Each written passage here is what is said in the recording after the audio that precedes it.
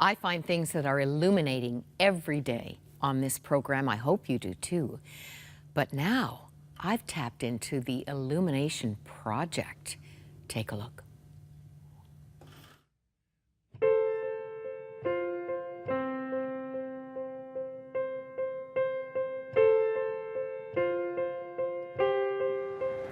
I'm sure none of you have ever asked the question, why are women crazy? Or why are all guys jerks? Or why did I even get married? I'm not even happy anymore. Or why would I get married? Look at my parents' marriage. Or why haven't I been on a date in over a decade? I'm sure you haven't asked any of those questions, but I'm sure you are asking questions just like me. And the thing that's difficult about our generation is we live in a time and space where it is so difficult to pause and think about what the answers may be and to filter out all of the noise that we hear. That's why I'm so excited to tell you about the Illumination Project. It's a 6-week series that I shot here in my city of Portland with my father, Emerson Eggerichs, where we're having a conversation in front of a live audience of over 1,000 people, sharing just our own journeys with relationships. We had a conversation about God and relationships and singleness and dating and marriage, and I asked him all the tough questions. He and I share our stories of woundedness, of my broken relationships, the things that he saw in his parents' marriage, and together we've created something that I think will be revolutionary for our generation.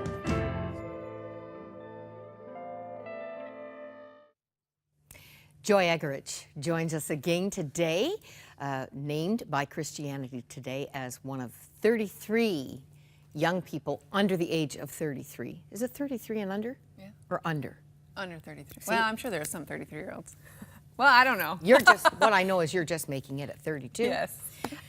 Young people making a difference in the world for Jesus Christ, and you've just seen a taste of one of the ways that you're doing that. Joy, this is a really wonderful project. Thank you. I'm not in the right age group. But you kind of are. I kind of are, because you want those older people in there mentoring. Remember, older, not old. Thank you. Thank you for that. Yes.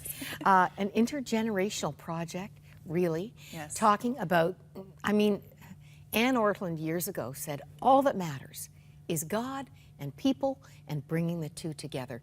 Relationships. Yes. An area that has been challenging for you. Yes. And for most of us. Yes. On some level. Yeah.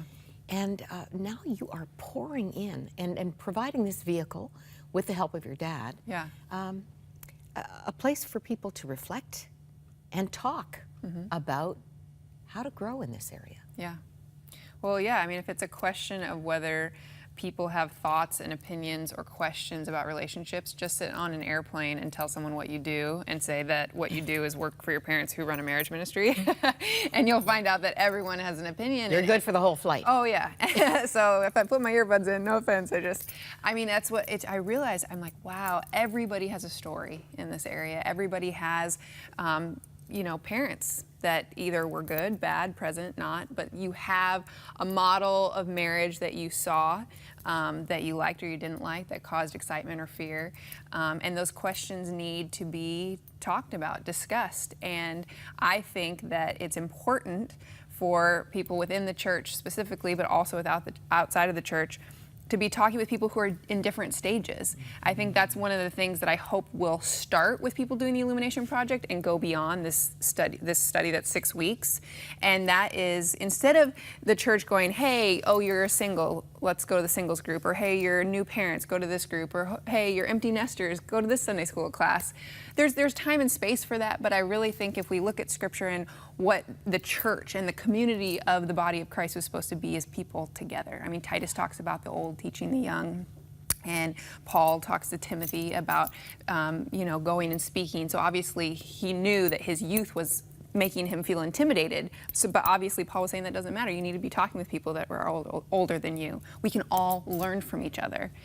And so I just didn't see anything else out there that was bringing young and old together. And so my hope is that even though this is for my generation, because my parents did the thing for their generation, or people who were married, is that this will bring people who are single, who are dating, who are married, who are divorced, in my demographic, talking about this stuff, but then because I had a site where people wrote in and asked me questions, and I was always saying, you got to find someone older and wiser who knows you.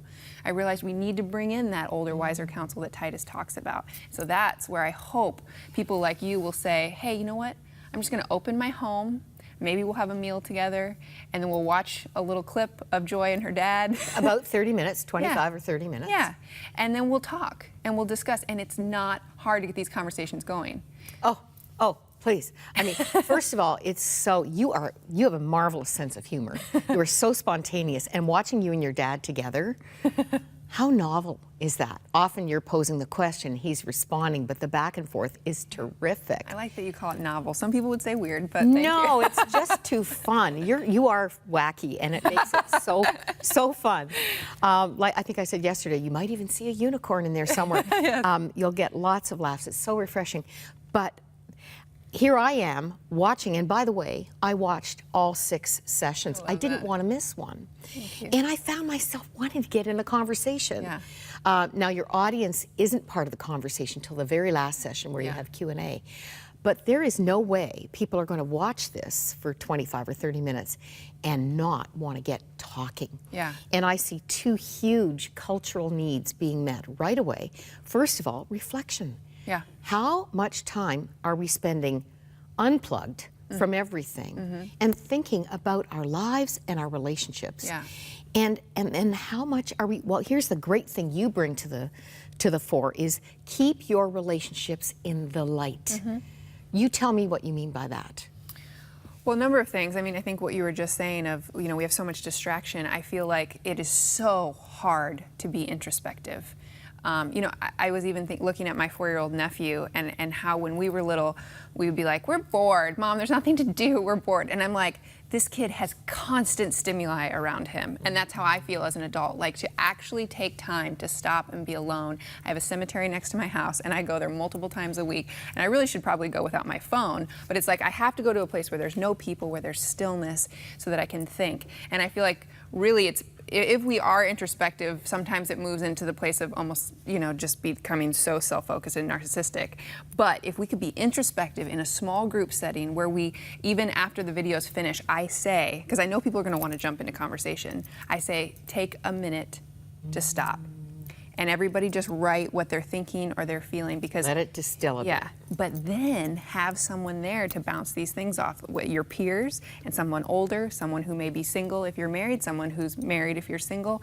That's where I just feel like I just think there's going to be something really beautiful that I hope continues on after people start with the Illumination Project, whether it's just they continue to have a meal together every week, whether it's they read another book together. But I'm just like, I think this is how the church is supposed to do stuff. I think this is how community is really supposed to happen. And our generation talks so much about, we have to have authentic community. We have to have authentic community. It's like, no, you just want people who look, act, smell, dress like you.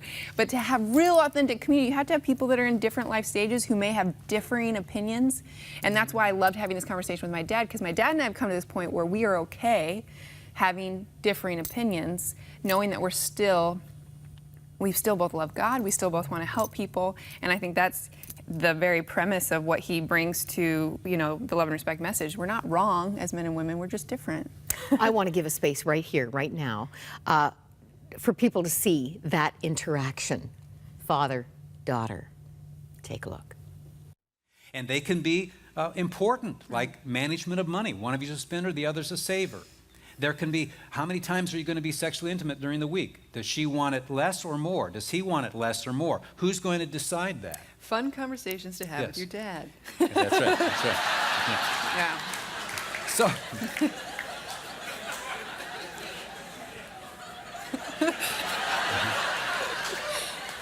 just felt right. That's it. That's it. Okay.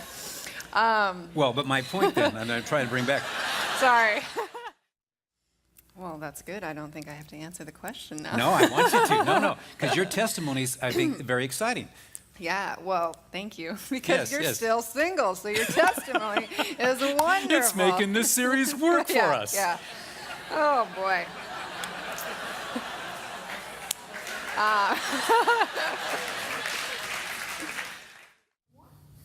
How fun is that? So that gives you a little taste of what the evening was like. We filmed it in Portland in front of, I think, around 1,300 people, 18 to 35. It was so much fun.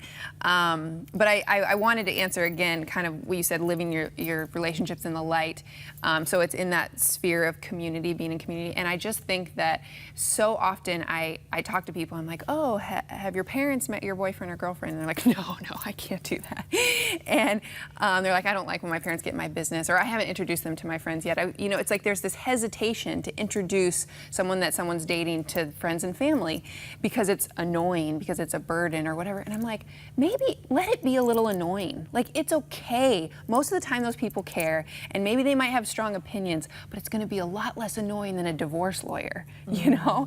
So I just think it's like there's safety, because when we're in love with somebody, or even when we have questions. Love is blind. Yeah, love is blind. So you can have people on the outside who can see clearly, but also sometimes we might have neuroses and be like, I don't know about this person, I don't know. Whereas wise counsel, people who know us and love us, can be like, you're being way too nitpicky about that person. This is a solid man or a solid woman. You need to keep trying at this. Or as one uncle said to me many, many years ago, he's not for you, Myra. He was so right. Didn't you say your uncle was Scottish? I'd like to He hear was that in a Scottish I know, accent. I gave you the full meal deal. But accountability. Yes. And there's being open to freedom. counsel. Think about when you're in the light, people can see things. If you're not living your relationship in the light, you're in the dark and you can't see You things. are very vulnerable. So I feel like, you know, people oftentimes, if a relationship has ended or there's been a divorce or whatever, I say to that person, I'm like, did you have red flags? Were there things that you were concerned about? And usually they'll say, yeah, I did. And they ignored it. And so I'm like, you can have help with that. That's what seeking wisdom is about. We can't know for sure that the person we marry is going to be faithful or is going to, do everything perfectly, but we can do everything we can with the information at hand, and that's helpful when we have friends and family around. Red flags, yellow and green? Yes. Yeah, they're 3, and that itself is a great evening of discussion. Yes. So many cute aspects of this that you could not possibly have imagined. There's right brain recreation. There are artists in here. They sing, they give testimony, they are funny. You have your post-video pontification, which is where we chat, and the non-homework homework. I mean, how cool is that? I mean, who likes to do homework? So we gotta, it's if you want to do it. You don't have to do it. But thank you so much for going through the whole thing. That means so much to me that you have literally dug into it, and I really hope that you take your daughter. I'm going to try and drag my daughter into one of these because I would love to pontificate on some of these themes. I got a little bit of experience, and you have a lot of experience. what a wonderful way to really help the next generation. Has it ever been more complicated to be honoring God in our relationships? Yeah. Well, and I think there are so many kids who would love to have this dialogue with their parents and think it's impossible. There were so many years that I actually didn't live my relationships in the light with my parents. And through that season of difficulty and darkness, so much stuff came out. And I realized there's freedom in that. And you know what the young people say? I wish I'd talked to my parents more. Yeah. Because the peers didn't give the answers that they were seeking. Yeah. And parents feel intimidated sometimes. Well, I can't butt into my kid's life, but it's like, this is a tool where I say all you have to do is just push play. And I think that was a byproduct that we actually didn't even foresee, was the dynamic of, we have married in my dad, male in my dad, older in my dad, and then I'm single, female, and younger. But we didn't even think the father-daughter component. And so we're hearing from parents who are saying, I mean, someone took their teenage son and his girlfriend through it with a few other friends, and they were like, it opened up the dialogue to stuff. We had so many light bulbs going off, and it's like, wow, I didn't even think about it being a tool for parents. Talk about a conversation starter where it has maybe been traditionally really tough. This is wonderful. And how can people find out more, Joy? They can go to my site, loveandrespectnow.com/the Illumination Project. Love the name of your ministry. Love and Respect Now. Works with everybody. Yes. Joy, God bless you. I have a feeling the next time we see you, my mother wrote in my autograph book many years ago, I'll put your name in. Joy now, joy ever. Eggerich now, but not forever. If this in future years I see, I wonder what your name will be. Promise to keep us posted. I will. Thank you for having me. It's been a joy.